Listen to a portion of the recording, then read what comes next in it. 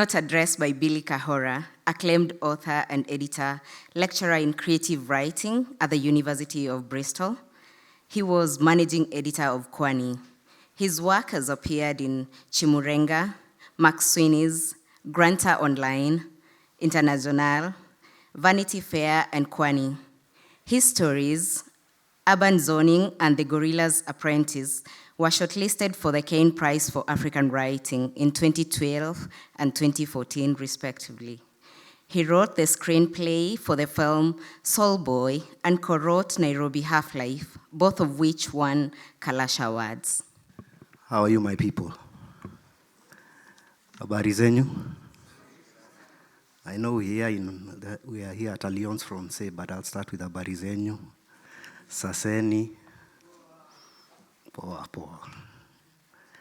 So, I've been asked to introduce the events and basically talk about what the next 2 days are celebrating, which is the last decade of Kenyan literature. And I've been given 20 minutes. I don't know whether that's a reflection of the last 10 years or it's because we really want to get the people from Let Us Conspire on stage and listen to them. But the main point I want to make is the last decade has been a time of consolidation, a time to consolidate all the work that was done, especially I think in the 2000s. The 2000s for me were a time of the discovery of a new literary generation, the discovery of new writers. Some of you might have heard about a space called Kwani. Mmesikia hiyo? Kwani. So because of people like Binyavanga Wainaina, Paselelo Kantai, Andy Akisia, Yvonne War, all these writers came together and started a dream together. And I think that decade was really about asking where the writers were, how do we kind of push a writerly agenda. I think the last 10 years has been about building institutions, building systems around the Kenyan creative writer, right? And it's just so important that this thread continues into the future. So for me, the next question, and this is work that has already started, is what happens beyond the writer? What are those things that build the things the writer needs? And here I'm talking about commercial networks. Here I'm talking about audiences, right? How do we continue to build audiences and commercial viability? Because I think that's extremely, extremely key. Now, all of us are here because we are interested in literature in some sense or the other. We are either writers, we are either readers, we are either booksellers, we either work for literary development organizations, and we're here at Alliance who support literature. So the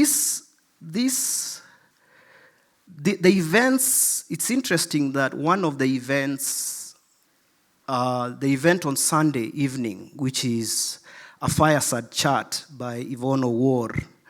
Yvonne War's Dust was published in 2013, which is at the very beginning of this decade that we are celebrating, right?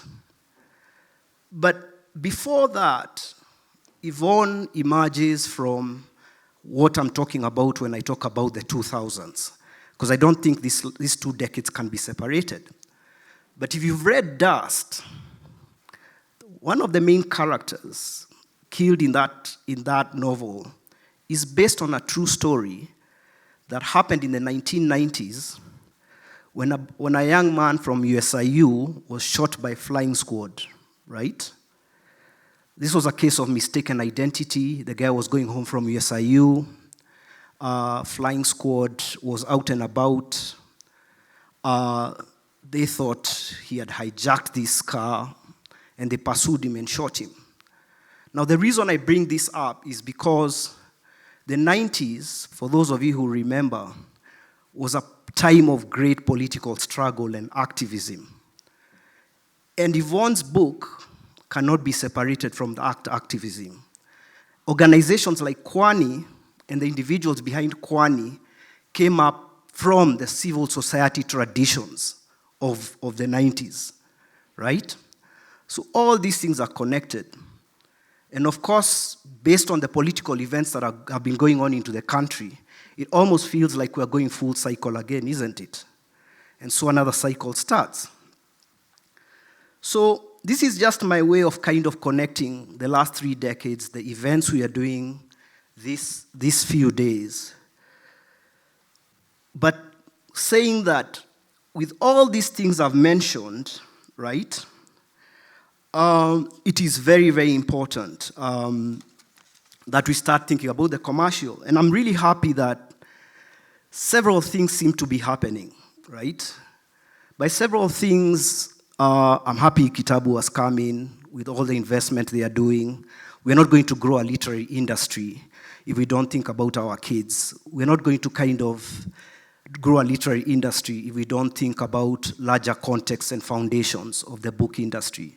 And I really thank Kitabu for investing heavily into that. The work that Ahmed and Jahazi have been doing, Ahmed is primarily interested in the question of how do you build the economic viability of a literary industry. When we were working at Kwani, we were lucky enough to be working in a time where there was there was great donor funding. As you all know, this has been drying up. And with that dried up, it means that all these kind of models are quite important. The models that Ikitabu and Jahazi are thinking about. But also, the commercial sector is actually also doing interesting things. Naivas and Nuria Books a few years ago got into a collaboration, right? Naivas started saying that they are really interested in getting the Kenyan writer out into the audience. Like, this was probably unheard of when I was starting off at Kwani, right? And the success of a lot of fascinating and successful book industries, whether it's the UK, and the kind of entry of the book into the supermarket becomes crucial. That literature might not be everyone's cup of tea. That's not the point. The point is you need an economy, because it's only when you have a vibrant economy that everything around you improves. The quality of film that Nollywood was producing at the beginning and the films that are coming after all the money that has been made is actually a thing to kind of learn of. So all these commercial, I think, initiatives become more and more important, building on all the work that was done in the 2000s and before that, right? So I really want to kind of really acknowledge all these things.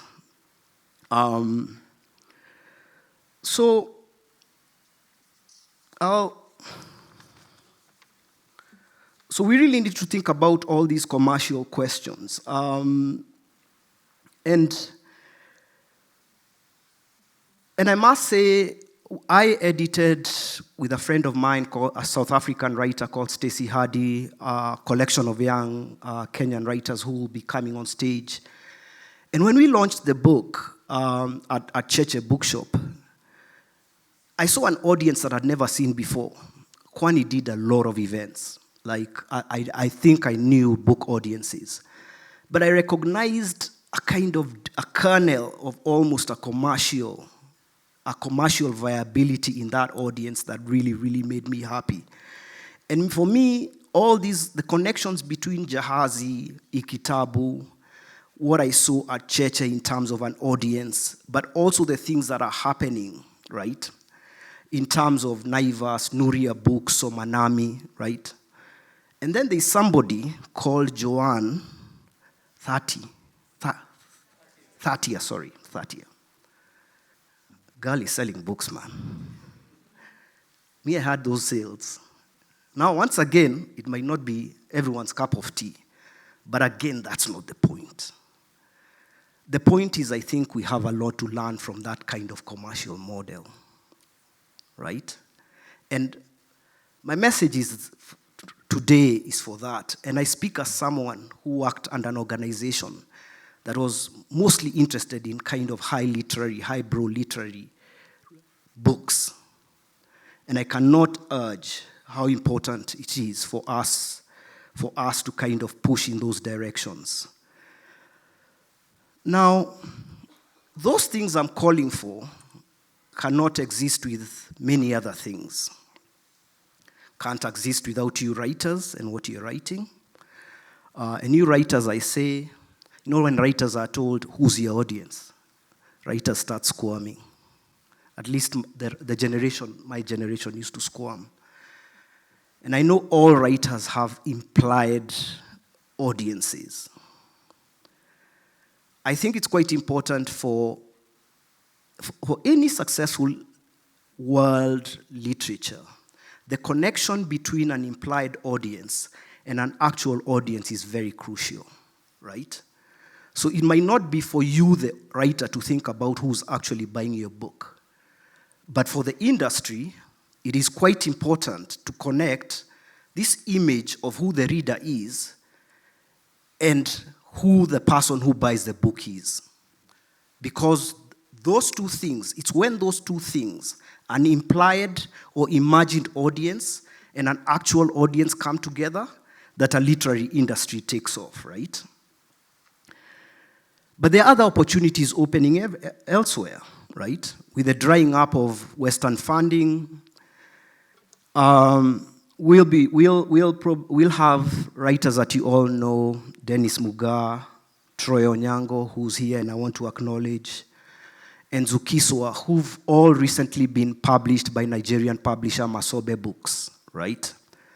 So there's also the question of the Pan-African, right? And I think the opening up of these regional markets, I see Masobe as a huge disruptor. And I keep on pushing Ahmed, man. This is the model, this is the model. And even when I was telling him that, he was like, I know, right? So for me, even while we think of our own commercial space, the recognition of what the likes of Masobe are doing and the success of what they are doing and how that can be replicated here, I think becomes quite important.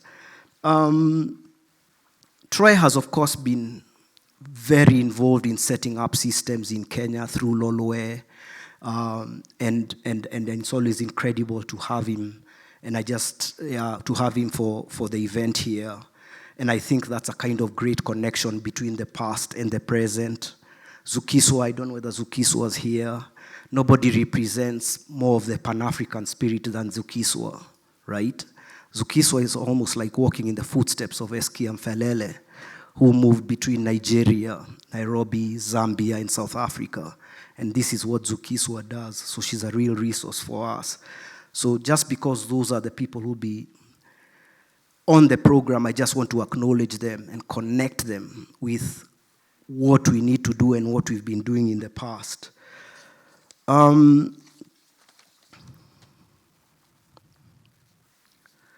This question of the commercial, let me just go back to that. I also think a lot about more successful commercial art forms and genres, local music, right?